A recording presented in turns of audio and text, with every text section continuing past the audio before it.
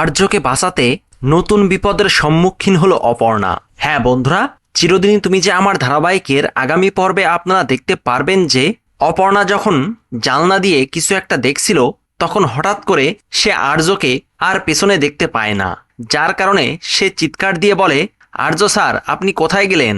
এরপর অপর্ণা হন্তদন্ত হয়ে রাস্তায় ছুটে আসলে একটা লোক একটা চিঠি মুঠো করে অপর্ণার দিকে ছুঁড়ে দেয়। তখন অপর্ণা সেটা খুলে পড়তে থাকে। চিঠিতে লেখা আছে 19 উদয়নগরপুর, কলকাতা।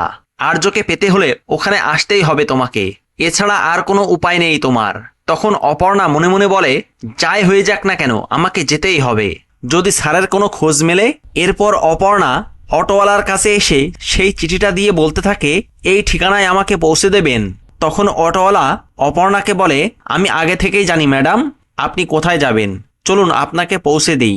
সব কিছুই যেন আগে থেকে প্ল্যান করে রাখা হয়েছে। তো বন্ধুরা, আর্যকে বাঁচাতে গিয়ে অপর্ণা কি তবে এবার নতুন বিপদের সম্মুখীন হবে? আর এই বিপদের মুখ থেকে অপর্ণা কি পারবে আর্যকে বাঁচাতে? সেই সবটা জানতে চোখ রাখুন ধারাবাহিকের নেক্সট এপিসোডে। ভিডিওটি ভালো লাগলে লাইক, শেয়ার ও সাবস্ক্রাইব করে সাথে থাকুন।